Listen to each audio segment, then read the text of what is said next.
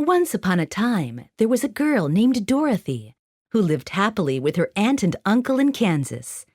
She had a dog called Toto, and he was her best friend.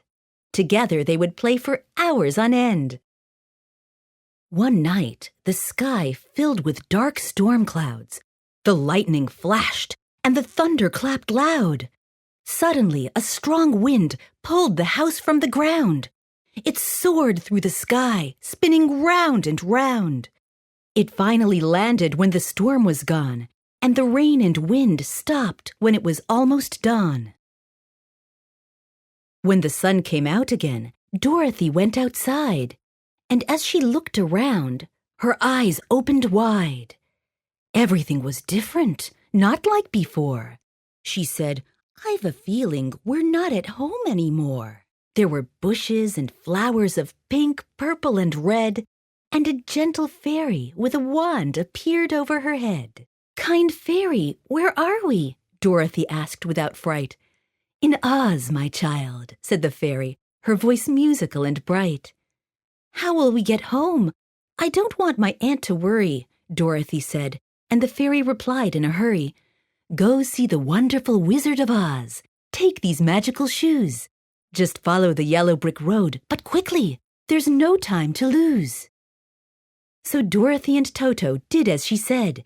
Down the yellow brick road they started to head. As they walked, they met a scarecrow made of hay.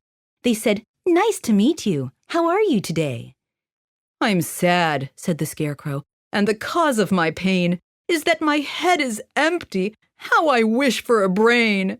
"Come with us to see the wizard," Dorothy said. "He can do anything. He'll put a brain in your head." So the scarecrow joined them, and they went off very glad when they met a Tin Man, looking tired and sad. "It's a pleasure to meet you," he said, giving Dorothy a start. "What a pleasure from the bottom of my— Wait, I don't have a heart." "Come with us," said Dorothy, "for the wizard knows best. He'll surely have a heart to put in your chest." Down the yellow brick road all four walked. They picked flowers, sang songs, told jokes, and talked. They were suddenly startled by a lion coming near. "I mean you no harm," the lion stuttered in fear. "I wish I had courage to be the king of the wood, but I'm just a coward. This lion's no good." "Come with us," they said, "to the wizard, you'll see. He'll give you courage. You'll be as brave as can be." They finally reached the kind wizard's gate. But the Witch of the West was lying in wait. "Please let us in," little Dorothy said. "We need a heart and some courage and a brain for his head." The wicked witch said, "No! Off with you! Go away! The wizard's too busy to see you today." The five tired friends waited there a long while when Dorothy had an idea, and she said with a smile, "Does anyone have water? It makes witches melt." The Tin Man said, "Of course," and pulled a bottle from his belt. Dorothy sprayed on the witch. She sprayed on and on. The witch shrank and shrank till she was finally gone. In the wizard's castle, it felt like magic everywhere. A voice boomed through their ears, and smoke filled the air. They could see a huge curtain, but they couldn't see behind. It suddenly came down. And what did they find? The smoke cleared, and they all gasped with surprise. A man, not a wizard, appeared before their eyes. "I wish you were a real wizard," said the Tin Man.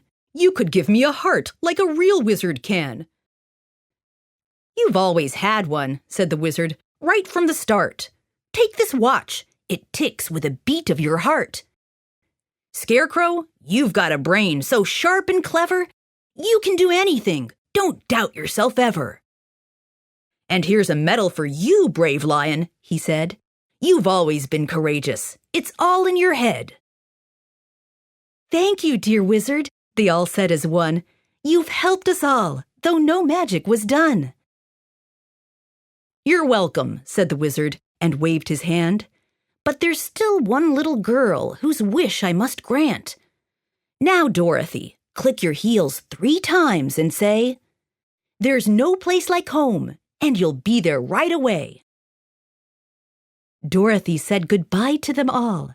She shook the hand of the lion, who stood brave and tall. She hugged the Tin Man, who shed a small tear, and kissed the Scarecrow, who smiled from ear to ear. Dorothy said what the wizard told her to say, and clicked the heels of her shoes 3 times right away.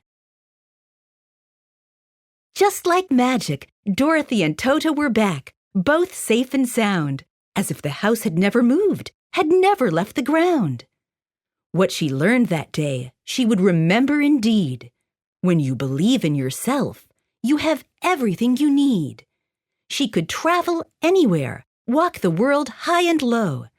But there's no place like home, wherever you go.